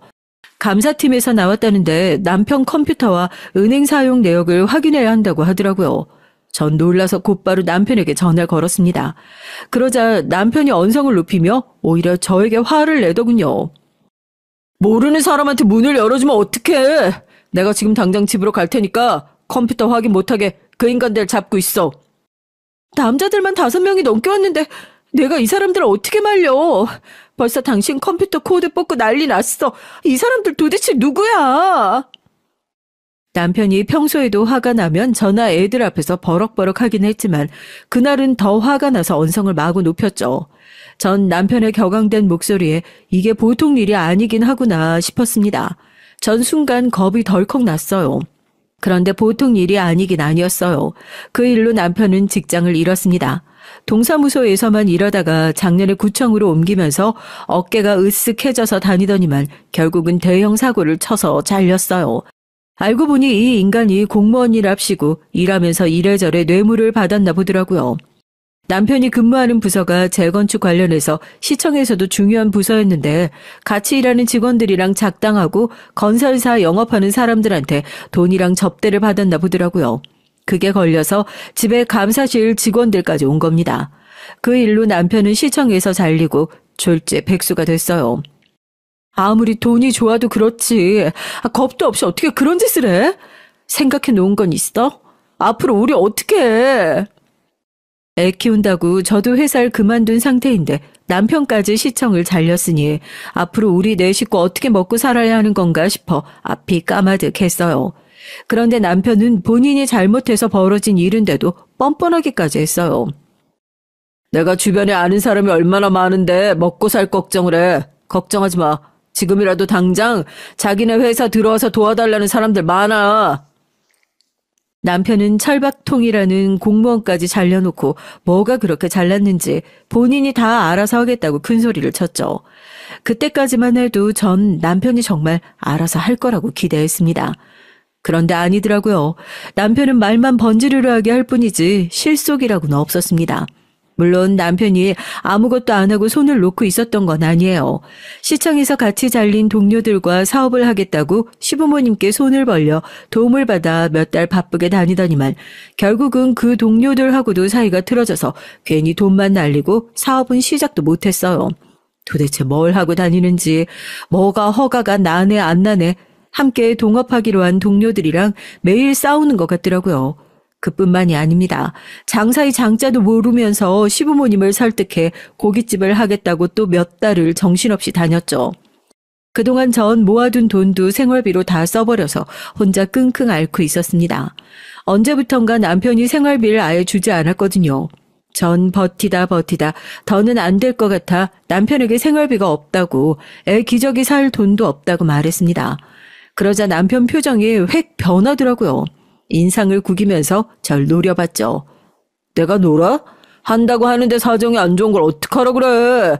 나도 돈이라고는 담배 살 돈도 없다니까. 그 정도는 당신이 알아서 좀 해. 집에서 아무것도 안 하고 놀고 있으면서 어디서 기저귀 타령이야. 혼자 애 둘을 하루 종일 붙어서 보는데 남편은 저에게 집에서 놀고 먹는 사람 취급을 했어요. 매일 밖에 나가서 본인 볼일 본다고 집엔 일절 신경도 안 쓰면서 돈까지 안 주니 저로선 답이 없었습니다. 그때 절 도와준 사람이 바로 여동생이에요. 여동생은 제가 결혼하고 얼마 뒤에 바로 당시에 만나던 남자친구와 결혼했어요. 제부는 결혼한 해에 제부는 결혼한 해에 사법고시를 통과해서 현재 검사로 있습니다. 결혼할 땐 주변에서 다들 저에게 시집 잘 간 거라고 했지만 막상 살아보니 저보다 동생이 시집을 가도 훨씬 더 잘 간 거더라고요. 동생을 보면서 느낀 게 결혼은 무조건 연애에서 가는 게 맞는구나 싶어요. 둘이 함께 연애하면서 좋은 일, 나쁜 일 같이 겪다 보니까 결혼해서 살면서도 웬만한 힘든 일에 흔들리지 않고 서로 의지하면서 잘 살더라고요. 최근에 제부가 지방법원에 발령이 나서 동생이 혼자 있어요. 그러다 보니 저랑 자주 만납니다. 동생도 애가 둘이고 저도 아이들이 있다 보니 애들 데리고 동생이 우리 집에 자주 왔어요. 그러다 보니 자연스럽게 제가 어떤 꼴로 사는지 동생이 다 알게 됐죠. 남편이 절 어떻게 대하는지 동생은 웬만해서 다 알고 있었어요. 형부는 아무리 힘들어도 그렇지 생활비를 안 주면 도대체 애랑 어떻게 살려는 거야? 우리 유리 아빠는 집에는 안 들어와도 생활비는 꼬박꼬박 붙이는데. 그러게 말이다. 그 인간은 집에도 안 들어오는 주제에 돈도 안 주니 도대체 나더러 어떻게 살려는 건지 모르겠다. 당시 애들이 둘이나 있다 보니 돈 들어갈 때가 많았어요. 정말 숨만 쉬어도 나가는 돈이 어마어마했습니다. 그런 와중에 남편에게 얘기해도 들은 척도 안 하니 저로서는 어떻게 살아야 하나 답이 없었어요. 저나 동생이나 어려서부터 가난하게 자랐다 보니 성인이 돼선 돈 걱정만 안 하고 살면 좋겠다 싶었습니다. 그래서 애 낳기 전까지 직장 생활 열심히 해서 돈을 번 거기도 하고요. 그런데 애 둘 낳고 살다 보니 제 마음대로 되는 게 하나도 없더라고요. 남편이 돈을 못 벌어다 주면 나라도 나가서 벌어야 하는데 애들한테 묶여 있으니까 그것도 쉽지 않았고요. 친정이나 시댁이나 도와줄 사람이 없었거든요. 언니, 이거 내가 결혼 전에 모아놨던 돈인데 난 지금 당장 필요 없으니까 언니 급한데 써. 정말 얼마 안 되니까 안 갚아도 돼. 한동안 남편이 생활비를 안 준다고 하소연을 좀 했더니 동생이 마음에 걸렸나 봐요. 자기가 아가씨 때 모아둔 적금 통장을 저에게 건넸습니다. 당장 본인에겐 필요 없는 돈이니까 저에게 쓰라고 했어요. 전 괜찮다고 왜 이러냐고 한사코 거절을 했죠. 그러자 오히려 동생이 더 저에게 화를 내더군요. 언니, 사람 무한하게 왜 그래? 우리가 남도 아니고 형제인데 서로 힘들 때 도와줄 수도 있는 거지. 언닌 나 힘들면 안 도와줄 거야? 정말 얼마 안 되니까 그냥 써. 염치가 없는 거야 저도 잘 알지만 당시의 상황이 너무 힘들다 보니 저도 동생의 통장을 받았습니다. 통장에 1,000만 원이 들어있더라고요. 전 통장을 확인하는 순간 울컥 눈물이 났어요. 매일 제 팔자를 탓하고 사느라 누구도 날 걱정하고 생각해주는 사람은 이 세상에 없다고 원망하며 살았는데 그랬던 제 모습이 후회가 됐습니다. 정말 하루하루 사는 게 힘들고 드디어 내 인생이 바닥을 쳤다고 생각했던 절망의 순간 저에게 손을 내밀어준 동생 덕분에 저는 힘을 냈어요. 그리고 혹시나 동생에게도 힘든 시간이 닥치게 된다면 그땐 내 사정이 어떻든 무슨 일이 있어도 동생을 돕겠다 다짐했습니다. 동생 덕분에 힘든 고비를 넘긴 전 애들이 유치원에 다니기 시작한 순간부터 곧장 직장을 구해 일했어요. 그때도 남편은 제가 뭘 하고 다니는지 전혀 몰랐고요. 제가 어떻게 살면서 애들을 키우고 있는지 일절 관심이 없었거든요. 남편은 본인이 들어오고 싶을 때만 집에 들어왔습니다. 저도 남편에게 일절 신경 쓰지 않았고요. 마음 같아선 지금이라도 당장 남편과 헤어지고 싶은 생각에 굴뚝 같았지만 그래도 내가 세상에서 제일 사랑하는 아이들 아버지니 참고 기다려보자 싶었습니다. 그러다 보면 남편도 언젠간 철이 들어 저에게 미안해하는 날이 오겠지 싶었고요. 그런데 사람이 그렇게 쉽게 변하는 게 아니더라고요. 남편은 애들이 커가면 커갈수록 좋은 아버지가 될 생각은 안 하고 오히려 더 망나니가 됐죠. 남편은 시부모님이랑 같이 고깃집을 차리긴 했어요. 그런데 매일 시부모님께 가게 맡겨놓고 본인은 사장 행세하고 다니면서 사람들이랑 어울려 매일 술만 먹고 다니는 것 같더라고요. 하루는 그런 적이 있었어요. 그날도 남편은 어김없이 친구들이랑 술을 먹고 떡이 돼서 들어왔습니다. 전 어느 때처럼 남편이 비틀거리든 넘어지든 신경도 쓰지 않았어요. 그런데 그날따라 남편이 기분이 안 좋은지 혼자 신발도 못 벗고 비틀거리다 넘어지더니만 괜히 저한테 시비를 걸더라고요. 넌 남편이 들어왔는데 아는 척도 안 하냐? 아유, 어디서 저런 미련 곰탱이 같은 게 마누라라고. 남편은 인상을 구기며 짜증을 내면서 신고 있던 신발을 저에게 던졌습니다. 전 기가 막혀서 곧바로 남편을 쏘아봤죠. 술 먹었으면 곱게 들어와서 씻고 잘 노릇이지. 어디서 신발을 던지고 그래? 정신 차려. 몇 년 동안 마치 사람을 없는 사람처럼 취급하더니만 술에 진탕 취해 들어와서 한다는 짓이 아내에게 신고 있던 신발을 던지는 거였어요. 정말이지 사람 같지 않아서 상정도 하고 싶지 않았습니다. 이 여편 내가 어디서 감히 남편한테 큰 소리를 내? 너 내 손에 죽어볼래? 남편은 갑자기 자리에서 벌떡 일어나더니 금방이라도 저에게 달려들 것처럼 우락부락한 얼굴로 다가왔어요. 전 순간 겁이 확 나서 도망치듯 아이들 방으로 들어와 문을 잠갔습니다. 지금까지 남편이 수도 없이 많이 술에 취해 들어왔지만 그날만큼은 달랐어요. 술에 취해 저에게 소리치던 남편 얼굴이 꼭 다른 사람처럼 보였거든요. 저와 아이들을 해칠지도 모르겠다는 생각이 들었죠. 그런데 바로 그 다음날 아침 생각지도 못한 일이 벌어졌습니다. 남편도 지난밤에 저에게 한 행동이 미안하긴 했는지 웬일로 생활비를 주더라고요. 그동안은 장사 준비하느라고 힘들어서 못 줬었는데 앞으로는 조금씩 줄 수 있을 것 같아. 당신이 알아서 애들 다니고 싶다는 학원도 보내고 옷도 좀 사주고 그래. 전 오늘 아침에 해가 서쪽에서 떴나 싶었습니다. 남편에게 몇 년 만에 생활비를 받는 건지 모르겠더라고요. 몇 년 만에 주면서 생색내는 게 꼴 같지 않긴 했지만 그래도 돈은 받았어요. 고맙다고 수고했다는 말도 해줬고요. 좀만 기다려. 이제 금방 입소문만 나면 돈 긁어 모으는 건 시간 문제야. 가게 대박만 나면 오늘 준 거에 2배씩 줄 테니까 기대해. 남편이 원래 이렇게 허풍이 심한 사람이었나 싶을 정도로 남편은 신이 나서 연신 떠들었습니다. 전 그나마 장사가 잘 되는 것 같아 다행이다 싶었지만 남편 가게와 상관없이 일은 계속 다녔어요. 남편이 말한 대로 정말 앞으로도 식당이 잘 돼서 저에게 생활비를 넉넉하게 줄 수도 있지만 저로선 남편에게 온전히 의지하고 싶지 않았습니다. 남편이야 전혀 모르고 있지만 사실 그동안 제가 일도 하고 동생에게 도움을 받아 아이들을 키우며 살면서 남편 원망을 얼마나 했는지 몰라요. 본인이 잘못한 일 때문에 우리 가족 모두가 힘들어진 건데도 남편은 저나 아이들에게 전혀 미안한 마음이라고는 없이 일절 책임지려고 하지 않았던 모습이 너무도 실망스럽고 원망스러웠습니다. 솔직히 애들 아빠니까 같이 산 거지 사실 남편에 대한 미운정마저 떨어진 지 오래됐어요. 마음 같아선 만약 아이들이 없었다면 이혼했을 거예요. 그동안 남편과 살면서 이혼 생각을 수도 없이 했었거든요. 하지만 전 매일매일이 고난이다 여기며 꾹꾹 견뎠습니다. 애들이 초등학교 갈 때까지만 참자, 중학교 갈 때까지만 좀 더 참아보자 하면서 참고 살았던 게 효과가 있었던지 어느새 남편과 20년 넘게 살고 있네요. 그동안 별의별 일도 많았지만 저는 잘 참았어요.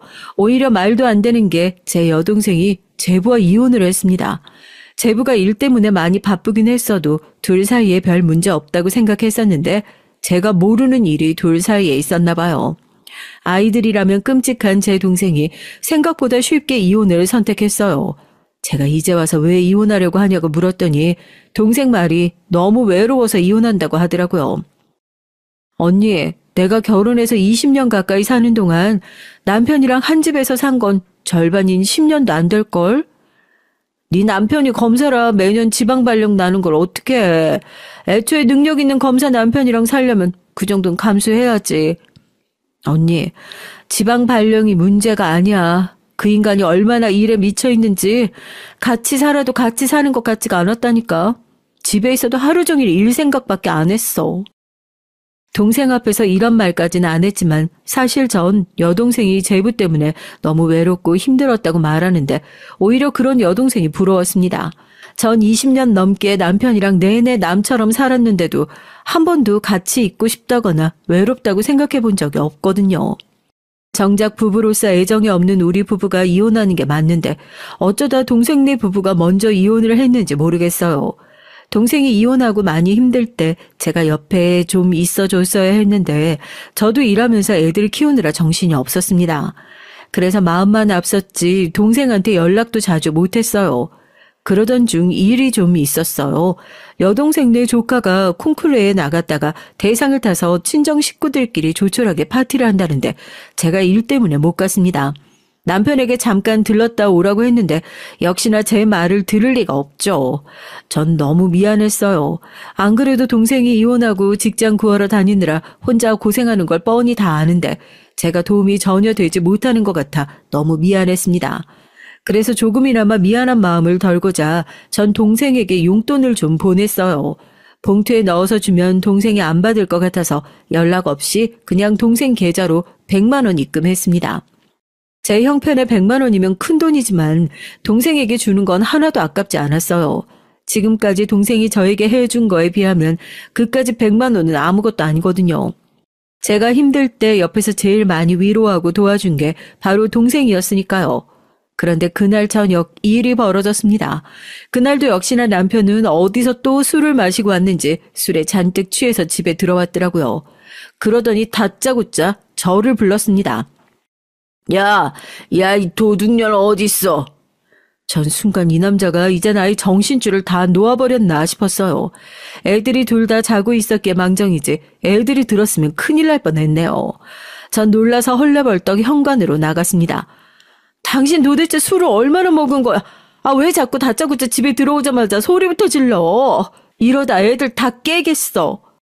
이씨, 가장이 집에 들어왔는데 이놈의 새끼들이 안 일어나고 뭐 하는 거야? 남편은 그만하라고 해도 정신이 나갔는지 오히려 더 큰 소리로 떠들었어요. 심지어 애들을 깨우겠다고 난리를 쳤습니다. 전 혹시나 애들이 깨기라도 할까 걱정돼서 남편 입을 틀어 막았죠. 그만 좀 하라고요. 그러나 미간을 잔뜩 구긴 남편이 제 손을 밀어냈습니다. 전 남편의 힘에 못 이겨 바닥으로 쿵 소리를 내며 넘어졌고요. 그때였어요. 전 정신이 없어서 바닥에서 일어나지도 못하고 있는데 남편은 도와주지는 못할 망정 제 어깨를 짓눌렀습니다. 그러더니 한다는 소리가 충격적이었어요. 이 도둑년이 내가 오냐오냐 해주니까 네가 눈에 뵈는 게 없지? 감히 내 허락도 없이 동생한테 100만 원이나 보냈어? 너 죽고 싶냐? 전 순간 눈이 휘둥그레졌습니다. 남편이란 인간이 제가 동생에게 100만 원 입금한 걸 어떻게 알았는지 혼자 성이 나선 저더러 도둑년이라고 한 거예요. 또 시작이었습니다. 이 인간이 술만 먹었다 하면 아주 정신을 못 차렸어요. 전 술 취한 사람이랑 무슨 말을 해봐야 소용이 있을까 싶어 내일 술 깨면 다시 얘기하자고 그러고는 자리를 피하려고 했죠. 그런데 그때 남편이 갑자기 제 머리끄덩이를 잡았어요. 이년이 감히 내가 말하는데 도망을 가. 너 이 도둑년아, 빨리 내 돈 100만 원 찾아와. 힘이 얼마나 센지 남편의 손에 머리를 붙들린 전 꼼짝도 못했죠. 전 애써 비명소리가 튀어나오려는 제 입을 틀어 막았습니다. 혹여나 애들이 깨기라도 할까봐요. 그만 좀 해, 여보. 도대체 술 먹으면 왜 이러는 거야? 정신 좀 차려. 전 남편이 무서웠어요. 예전엔 이 정도는 아니었는데 이제 술만 먹었다 하면 자꾸만 깽판을 치니 제가 감당할 수가 없었어요. 전 애써 남편을 달래서 방까지 끌고 가 재웠습니다. 그날 밤 혼자 얼마나 울었는지 몰라요. 지금까지 남편과 살면서 남편에게 사랑받지 못하고 금전적으로 지원받지 못했던 건 그래도 견딜만 했습니다. 어쩌면 그건 남편의 의도만으로 할 수 없는 일이었을지도 모르니까요. 하지만 아무리 술에 취했다 해도 절 함부로 대하는 건 용납할 수가 없었어요. 전 그날 밤 결심했습니다. 애들을 걱정한다는 핑계로 더는 참아주지 않겠다. 그리고 남편과 이혼하겠다고요. 다음날 아침 전 남편이 일어나길 기다렸어요. 그리고 전날 숙취로 머리가 깨질 것 같다며 물 좀 가져다 달라 외치는 남편에게 친절하게 꿀물을 가져다 줬죠. 그리고 전 저의 결심을 남편에게 얘기했습니다. 내 말 잘 들어. 나 당신이랑 이혼할 거야. 그러니까 이혼하게 되면 재산 분할이랑 아이들 문제는 어떻게 할 건지 생각해둬. 제 말에 놀란 남편은 입에 물고 있던 꿀물을 뱉었습니다. 그러더니 저에게 갑자기 무슨 소리를 하냐고 황당하다는 식으로 얘기를 하더군요.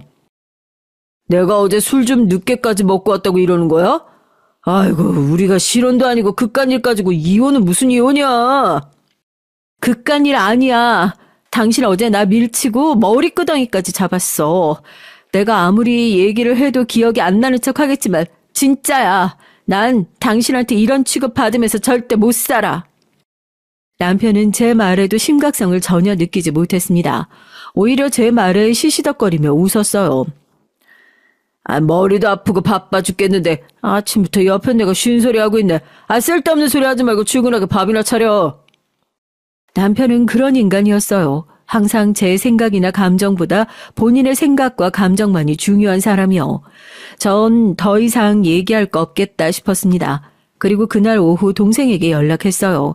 저보다 먼저 이혼을 해본 동생에게 조언을 구하려고요. 그런데 연락을 했다가 신기한 얘기를 들었죠. 동생이 민망해하면서 얘기하는데 글쎄 제부랑 다시 합치기로 했다네요. 전 제 일은 새까맣게 까먹을 정도로 너무 좋았습니다. 그럼 그렇지. 이혼해도 내가 해야지. 너희가 왜 하니? 너무 잘 생각했다. 잘했어 정말.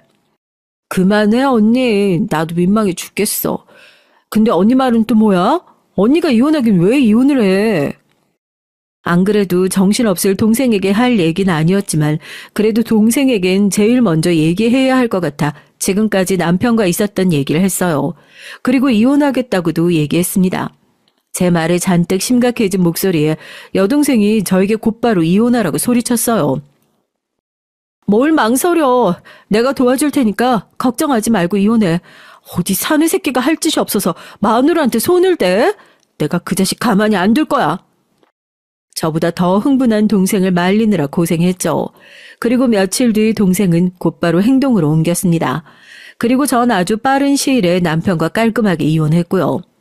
동생과 재결합한 제부가 아니었다면 전 이혼에 성공하지 못했을 거예요. 이게 다 동생과 제부 덕입니다. 제 얘기를 듣게 된 제부가 절 많이 도와줬거든요. 검사의 인맥을 다 동원해서 제 남편의 뒷조사를 싹 했어요. 그러곤 제가 낸 이혼 소송에 큰 힘을 실어줬고요.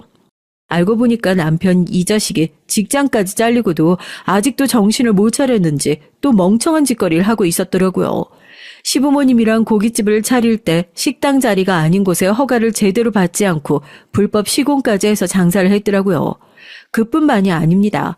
고깃집에서 사용한 고기의 원산지도 내내 속이고 장사를 했고요. 증거를 취합하자마자 제부는 남편을 기소했습니다. 남편은 그 외에도 식당에 있는 지역 공무원에게 뇌물까지 먹인 죄목이 추가됐고요. 파면 팔수록 남편이 저지른 만행들이 자꾸만 나오니 전 오히려 기가 막혔죠. 인간 자체가 갱생불가였습니다. 그로부터 얼마 뒤 제부가 저 때문에 남편의 앞길을 막은 걸 알게 된 남편이 제 앞에 찾아와 손이 발이 되도록 빌었어요. 여보, 아무리 내가 잘못을 했어도 부부로 산 세월이 있는데 나한테 이러면 안 되지. 우리 가게 망하면 우리 부모님도 다 망하는 거 몰라? 난 몰라도 우리 부모님은 당신한테 잘해줬잖아. 거기다가 내가 또 망해서 돈도 못 벌어봐. 우리 새끼들 양육비는 어떡해. 이혼할 때 하더라도 우리가 애들 부모인데 살 길은 만들어 놓고 헤어져야지. 남편은 말을 참 잘해요. 제가 어느 대목에서 흔들리는지 아주 잘 알고 있었습니다. 애들 얘기를 하니 저도 모르게 살짝 흔들렸어요. 피차 시간도 없고 바쁜데 쓸데없는 소리 하지 말고 그냥 내 조건대로 이혼해줘. 그럼 식당 고소 문제는 생각해 볼게. 전 양육권과 집을 저에게 넘겨달라고 얘기했어요. 제가 지금까지 남편에게 받은 스트레스와 피해를 생각하면 집 정도는 무조건 받아야 한다고요. 남편은 집 얘기에 또 한 번 버럭하려고 하다가 간신히 참더군요. 그러더니 알겠다고 식당 일만 잘 해결해주면 제가 원하는 대로 이혼해주겠다고 했습니다. 그렇게 전 동생과 제부 덕분에 이혼했어요. 양육권과 집도 넘겨받았고요. 하지만 아직 남편 식당과 관련 소송은 진행 중입니다. 남편은 저에게 매일 찾아오고 연락해요. 약속대로 잘 진행되도록 제부에게 얘기해달라고요. 내가 검사도 아닌데 그걸 내가 어떻게 마음대로 해? 당신 대한민국 검사 도대체 어떻게 생각하는 거야? 제 말에 남편은 난리를 쳤지만 전 그대로 연락을 끊어버렸습니다. 그리고 남편과 살던 집도 팔고 여동생네 근처로 이사했어요. 물론 남편 식당 소송이 앞으로 어떻게 될지 모르겠네요. 저도 시부모님을 생각하면 마음이 쓰이지만 남편이 잘못한 일이니 당연히 죗값을 치러야 한다고 생각합니다. 저와 아이들은 이혼한 후에도 여전히 잘 지내고 있어요. 여동생네 조카들과 나이대가 비슷하다 보니까 가까이 살면서 서로 친형제처럼 사이좋게 잘 지내고 있죠. 저와 여동생처럼 말이에요. 여동생과 제부도 재결합하더니만 둘 사이가 더 좋아져서 아주 인꼬가 따로 없습니다. 저도 남편과 헤어진 후에 마음 졸이며 살 일이 없어서 한결 마음이 가벼워졌어요. 앞으로 또 우리 가족에게 어떤 일이 생길지 모르지만 앞으로는 항상 좋은 일만 생길 거라고 여러분께서 응원하는 댓글 많이 달아주세요. 저도 항상 여러분께 즐거운 일만 가득하시라고 기도하겠습니다. 지금까지 저의 얘기 끝까지 들어주셔서 감사해요.